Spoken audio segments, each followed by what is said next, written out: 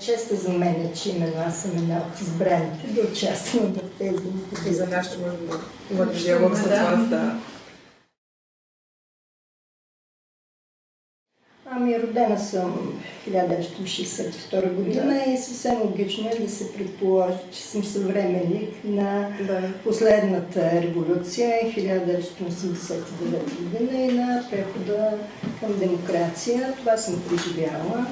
За другите неща само съм чувала и чела и не мога да коментирам, но от личния си опит мога да разкажа за революцията 1989 година.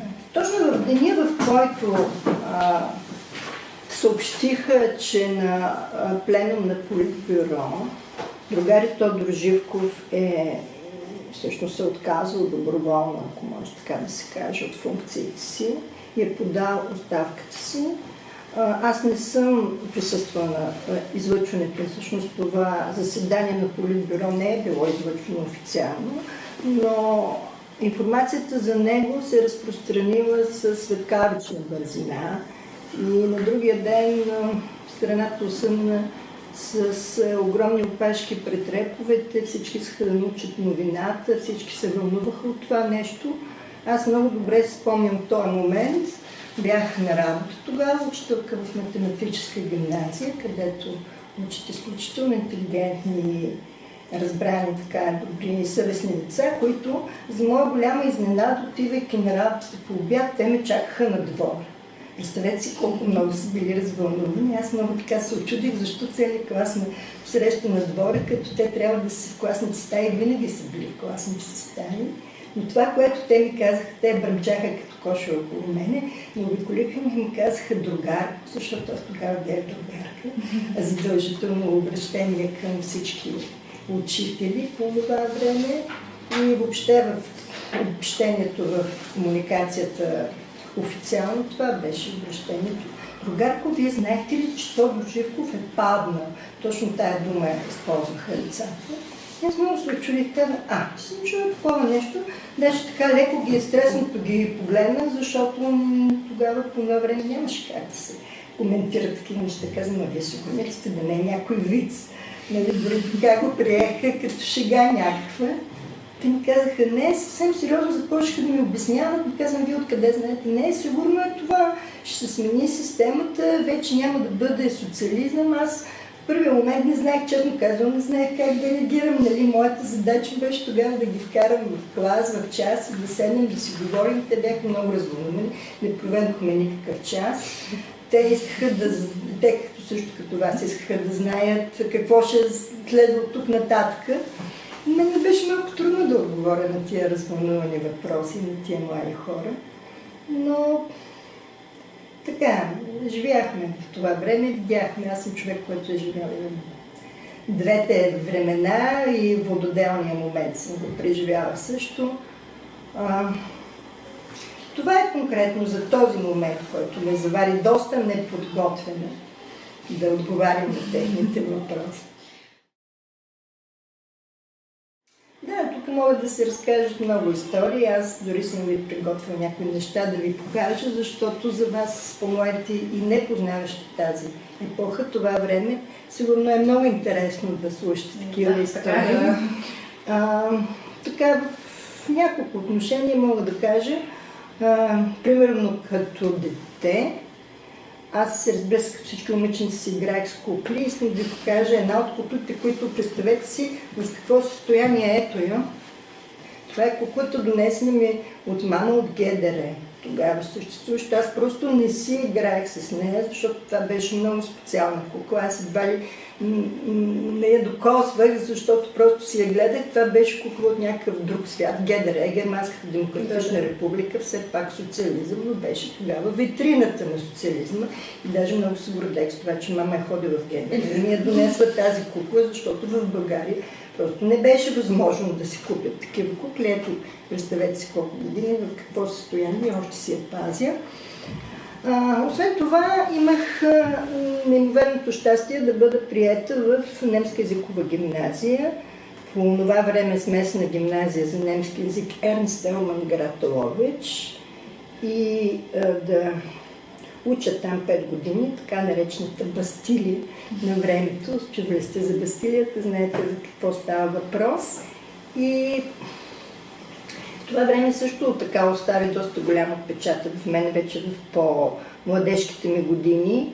Тук съм донесла 2 бележника, не знам нали, на вас как ще ви подейства. Не самохвално в никакъв случай, но искам да ви обърна внимание на това, че ние по това време имахме поведение, оценка за поведение, което не трябваше да бъде намалявано. Ако те намалят поведението, това вече е изключително много лошо. Могат да те изключат от комсомола. Всички бяхме задължително членове на комсомола. Това е една такава младежка организация на структура, всъщност на тогавашните един вид подструктура на тогавашните управленчески структури, пак с такава лява насоченост. Нямаше как да не си член на комсомола и беше много позорно, ако те изключат. Естествено, ако ти намалят страшно много поведението, моето поведение винаги е било примерно и погледнете, нали, може би бележика ми наистина е за някои от сегашни ученици е смешен. Аз не съм имала нито едно отсъствие, нито извинено, нито неизвинено отсъствие.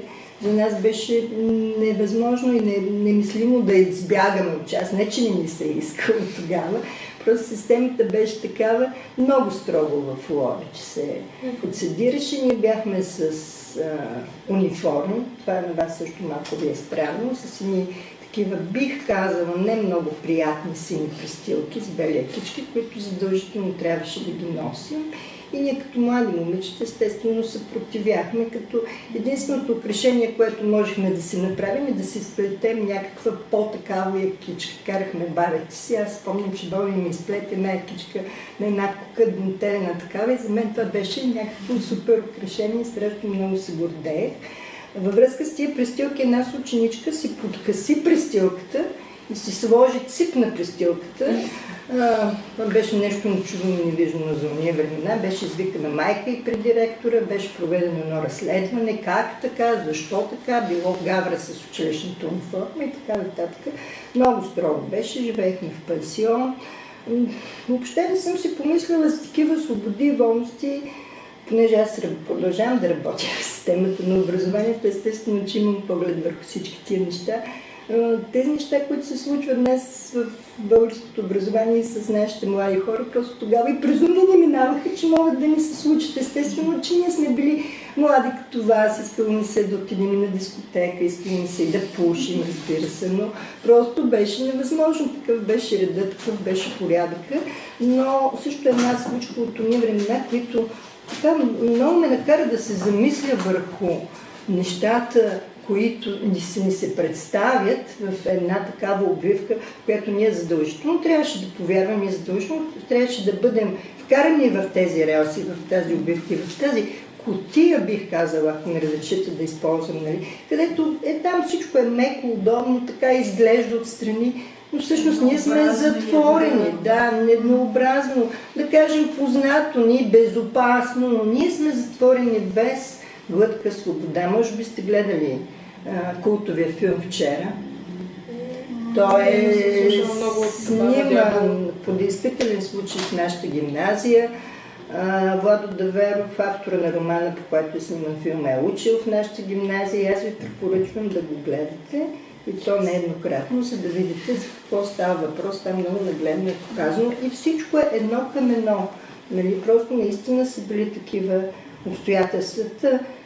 Да се върнем на ученическите ми години, една съвсем кратка история, която ме накара да преосмисля някакви неща.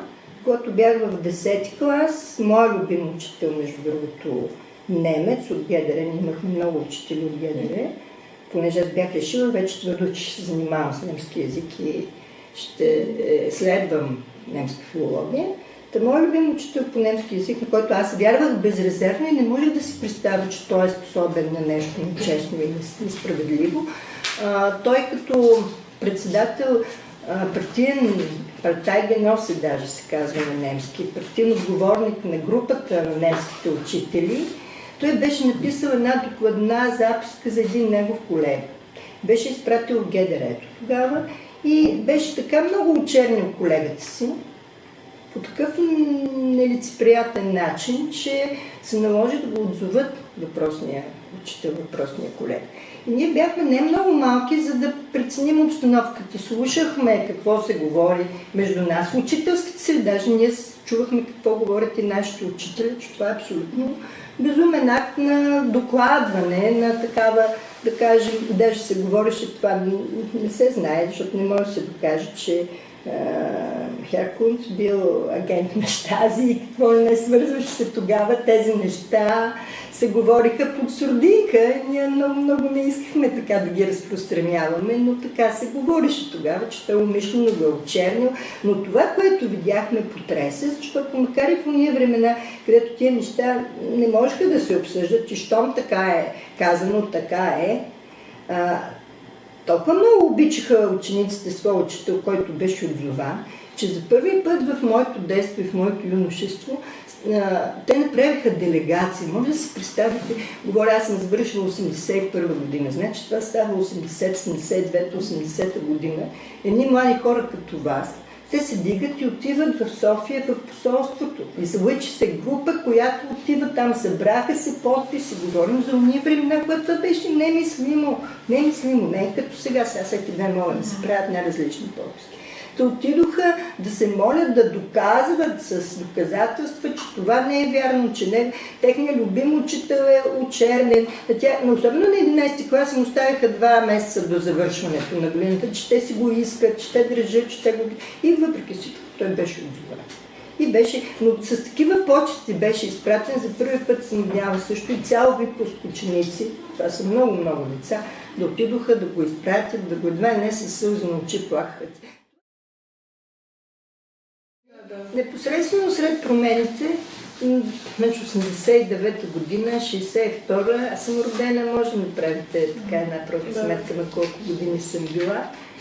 Ние бяхме много укрилени, много ентусиазирани, много възторжени. Аз си спомням първия митинг тук в Плевен на площада. Аз не можех да си представя, че мога да отида там, мога да скандирам каквото си искам, мога да подскачам, мога да обиждам властта. Нали? Никой нищо няма да справи. Да, имаше милиция, тогава беше още, нали, тя се превърна в полиция по-късно. Да, те ни охраняваха митингите, но нищо не ни се случваше. Аз просто даже това не можех да си представя, че мога да си говоря каквото искам. За мен беше нещо много неочаквано, че мога да разказвам вицове с приятелите си, вкъщи в семейен кръг, на площада дори, без никаква забележка да ме направи, без да бъда застрашена, че ще бъда отведена някъде на разпит. Прекрасното беше, че можех да пътувам. Обиколила съм половин Европа и че всъщност промените донесоха този момент на свобода на пътуванията и придвижванията. Прекрасно беше, че можех да комуникирам с нови хора. Така се стекоха нещата в професионален план, че успях да работя и 3 години в частна фирма с немско участие, което беше иначе невъзможно. Дойдоха чужди инвеститори в Плевен, аз превеждах, срещах се с много хора отвъд желязната завеса, кавички, чувах тяхното мнение, виждах отношението им към България и трябва да ви кажа, че то ставаше все по-положително с напредване на промените.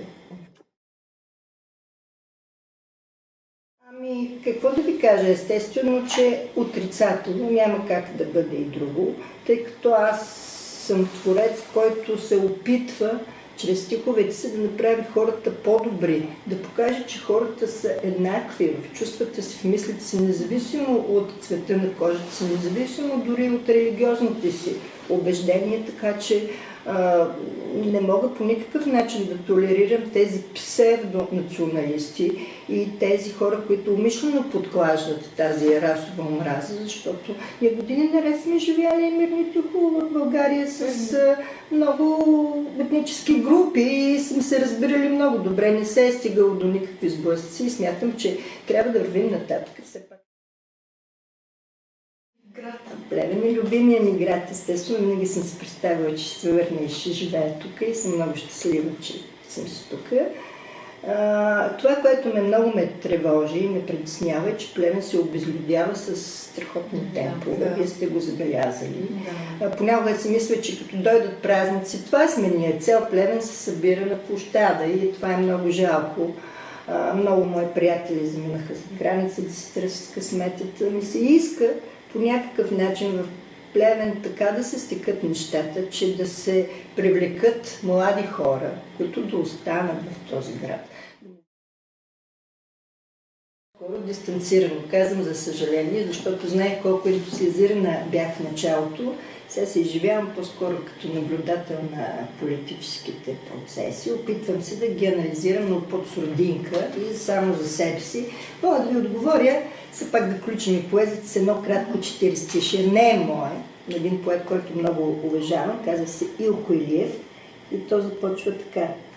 Опразнени сълца кънтят, студени градове бездушни. Живеем в сбъркан кръстопът и суша е в души. Суша. Ето това най-много ме притеснява. Сушата в души. Едно единствено желание, очакване и пожелание, бих казала, да спрат да мислят за собствените си изгоди, да обърнат наистина, реално, а не само на думи, очите си към нашите проблеми, към нашите искания, към България. Към всички.